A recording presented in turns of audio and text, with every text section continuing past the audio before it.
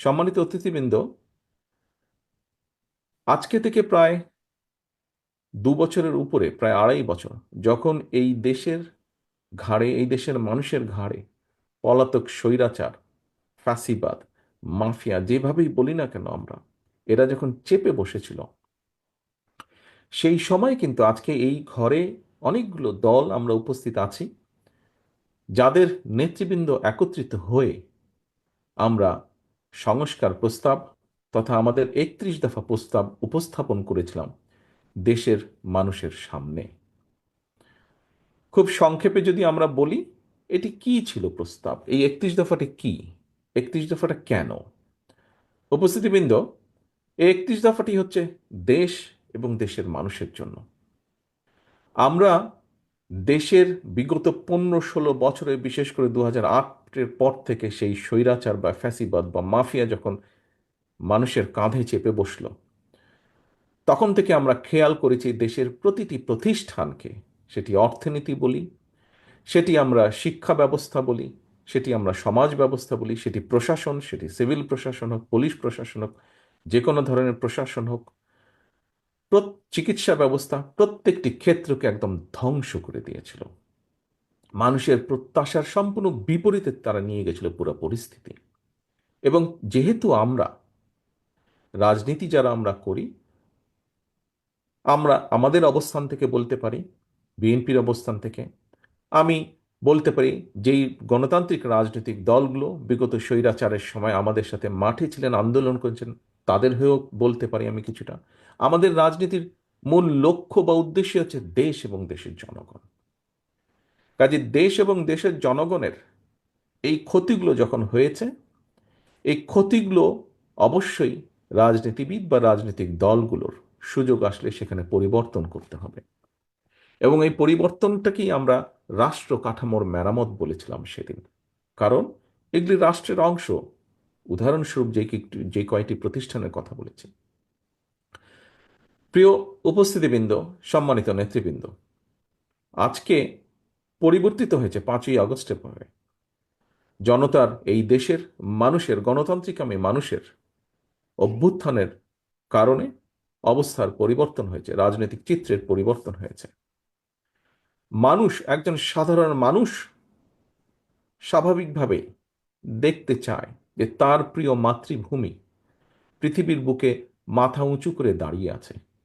মাথা উঁচু করে দাঁড়িয়ে থাকার অর্থ এই দেশের শিক্ষা ব্যবস্থা নিয়ে প্রশংসা করে কিছু বলার মতন আছে, এই দেশের চিকিৎসা ব্যবস্থা নিয়ে প্রশংসা করে বলার মতন কিছু আছে, এই দেশের, খুব সংক্ষেপেও সহজভাবেও যদি বলি, রাস্তায় নামলে ট্রাফিক যে বিশৃঙ্খলা, এই দেশের ট্রাফিক ব্যবস্থা নিয়ে প্রশংসা করে বলার মতন কিছু আছে।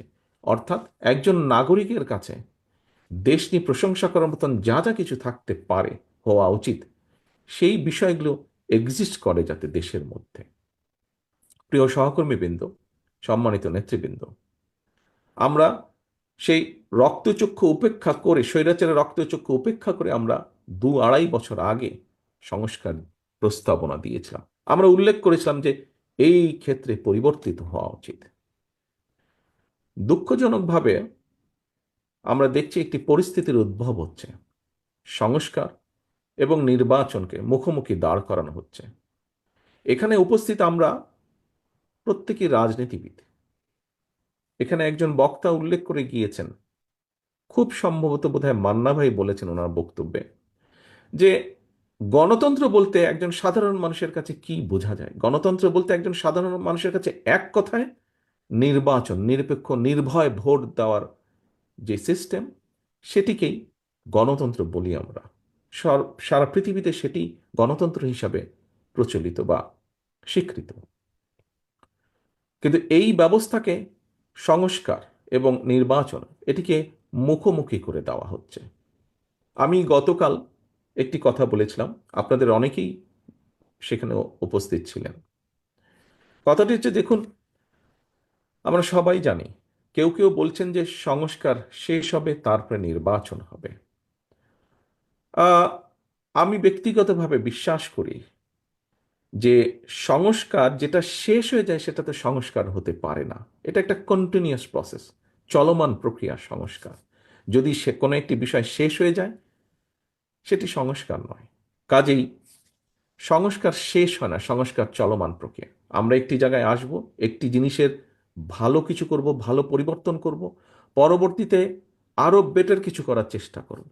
আমাদের শিক্ষা ব্যবস্থায় যেই গাফিলতি আছে, যেই ত্রুটিগুলো আছে, সেগুলোকে আমরা সংস্কার করব, পরিবর্তন করব, এবং দিনের সাথে আরো যখন সামনে এগিয়ে যাব, আরো ভালো ব্যবস্থা করব, শিক্ষা ব্যবস্থাকে আরো উন্নত করব।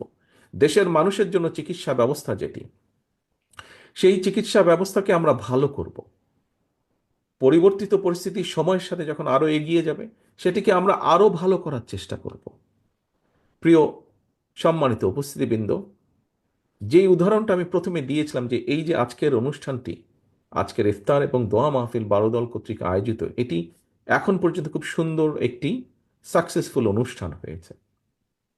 আজকে আসুন, আমাদের এখানে আমরা যারা আছি, রাজনৈতিক দলগুলোর নেতৃবৃন্দ আমরা উপস্থিত আছি, আমাদের রাজনৈতিক ভিন্ন মত আছে, আদর্শ সবার এক নয়, কিছু কিছু ভিন্নতা আমাদের আছে, কিন্তু একটি জায়গায় আমরা সকলে এক: বাংলাদেশ, বাংলাদেশের মানুষ, গণতন্ত্র। এখানে কিন্তু কোনো বিভেদ নেই। বেসিক বিষয়টিতে আমরা সকলে একত্রিত। আজকের এই ইফতার মাহফিলে, বারোদল কর্তৃক আয়োজিত ইফতার মাহফিলে আমি উপস্থিত। এখানে প্রায় সকল রাজনৈতিক নেতৃবৃন্দ আছেন, সকল দলের, বাংলাদেশের মোটামুটি সকলকে আমি আহ্বান জানাবো, অনুরোধ করব আমার দলের পক্ষ থেকে, বিগত 15 বছরের আমরা প্রত্যেকটি বিরোধী দলের, রাজপথে থাকা গণতন্ত্রের পক্ষের প্রত্যেকটি রাজনৈতিক দল এই দেশের মানুষের অধিকারকে, রাজনৈতিক অধিকারকে প্রতিষ্ঠিত করার জন্য আমাদের বহু সহকর্মীকে আমরা হারিয়েছি। জুলাই আগস্ট মাসে যে অভ্যুত্থান, জনতার যে অভ্যুত্থান হয়েছে, সেই অভ্যুত্থানে আমরা আমাদের আপনজনদেরকে হারিয়েছি, সহকর্মীদেরকে হারিয়েছি, পরিচিত জনদেরকে হারিয়েছি। আসুন, যেই ঐক্য নিয়ে, যেই ঐক্যকে নিয়ে আমরা স্বৈরাচারকে বিদায় করেছিলাম, সেই ঐক্যকে আমরা ধরে রাখি। আজকের এই সফল অনুষ্ঠানের মতন আমাদের সর্বোচ্চ চেষ্টা থাকবে আগামী দিনে ঐক্যকে বজায় রেখে, ঐক্যকে ধরে রেখে এই দেশের মানুষের প্রত্যাশিত গণতন্ত্রকে আমরা প্রতিষ্ঠিত করব। এই দেশের মানুষের প্রত্যাশিত সংস্কার প্রক্রিয়াকে আমরা সকলে মিলে, আলোচনার মাধ্যমে সকলে মিলে বাস্তবায়ন করব। এটিই হোক আজকের এই দোয়া মাহফিলের আমাদের শপথ, আমাদের প্রত্যাশা। প্রিয় সহকর্মীবৃন্দ, সম্মানিত রাজনৈতিক নেতৃবৃন্দ, আমাদেরকে যে কোনো মূল্যে ঐক্যকে ধরে রাখতে হবে।